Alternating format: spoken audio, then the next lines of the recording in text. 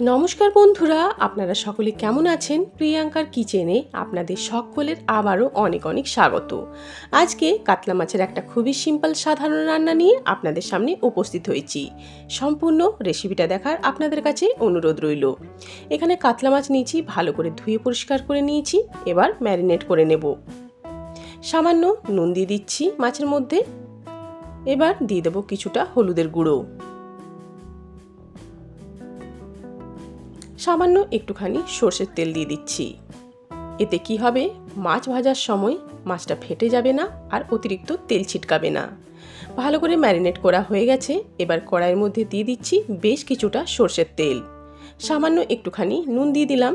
এতে হবে কি না, মাছ ভাজার সময় মাছগুলো নিচে চিপকে যাবে না।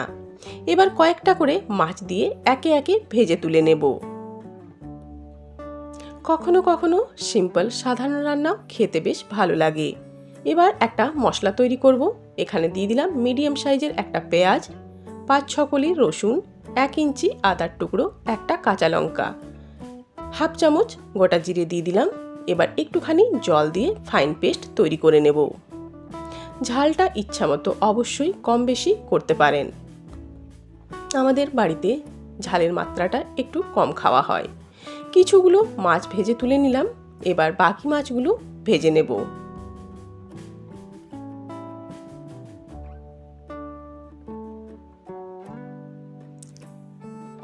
মাছগুলো সব ভাজা হয়ে গেছে। এবার একটা আলুকে আমি পাতলা লম্বা করে কেটে রেখেছিলাম, সেটাও লাল করে ভেজে তুলে নেব। কখনো কখনো গরমে সিম্পল সাধারণ রান্নাও খেতে বেশ ভালোই লাগে। সামান্য নুন ও হলুদ দিয়ে দিলাম। আলুগুলো বেশ লাল করে ভেজে তুলে নিচ্ছি।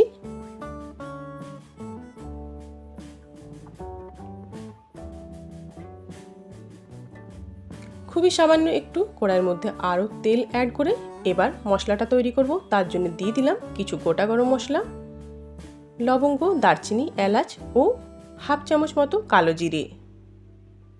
এবার মিহি করে রাখা পেস্টটা দিয়ে দিলাম এর মধ্যে।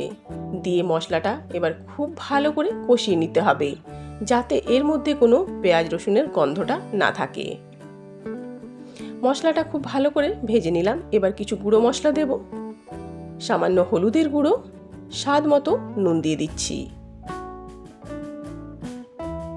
কালারের জন্য কাশ্মীরি রেড চিলি পাউডার দিচ্ছি। এতে মাছের ঝোলের কালারটা ভীষণ সুন্দর আসবে। মশলাটা আবারও ভালো করে কষিয়ে নিলাম।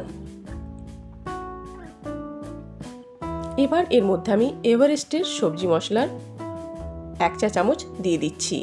এতে মাছের ঝোলটা খেতে আরও বেশি ভালো লাগবে। একবার এইভাবে অবশ্যই ট্রাই করুন। ভেজে রাখা আলুগুলো দিয়ে মশলার সঙ্গে বেশ ভালো করে কষিয়ে নিতে হবে। একটা টমেটোকে লম্বা পাতলা করে দিয়ে দিলাম। দিয়ে আবারও কয়েক মিনিট একসঙ্গে সব ভেজে নেব।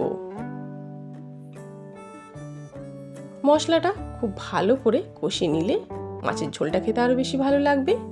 মশলাটা বেশ ভালো মতো কষানো হয়ে গেছে। কয়েকটা চেরা কাঁচা লঙ্কা দিয়ে দিচ্ছি এর মধ্যে।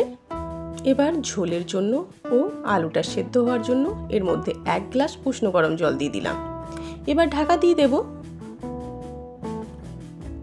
মোটামুটি 10-12 মিনিট মতো ঢাকা দিয়ে দিয়েছিলাম। ঝোলটাও বেশ ফুটে উঠেছে আর আলুগুলো বেশ সেদ্ধ হয়ে গেছে। এবার এর মধ্যে কয়েকটা ভেজে রাখা মাছ দিয়ে দেব। দিয়ে বেশ কয়েক মিনিট আবারও ফুটিয়ে নিতে হবে। গরমের মধ্যে এরকম হালকা পাতলা ঝোল খেতে বেশ ভালোই লাগে। বেশ, এবার চলুন তাহলে সার্ভ করে দিই। তাহলে এই রেসিপিটা আপনাদের কেমন লাগলো? এই গরমে অবশ্যই বাড়িতে তৈরি করুন। আমার রেসিপিটা যদি ভালো লেগে থাকে তাহলে লাইক, কমেন্ট, শেয়ার করবেন আর প্লিজ আমার চ্যানেলটাকে সাবস্ক্রাইব করবেন। আবার দেখা হবে আপনাদের সঙ্গে অন্য কোনো রান্নায়। ততক্ষণের জন্য অনেক অনেক ধন্যবাদ।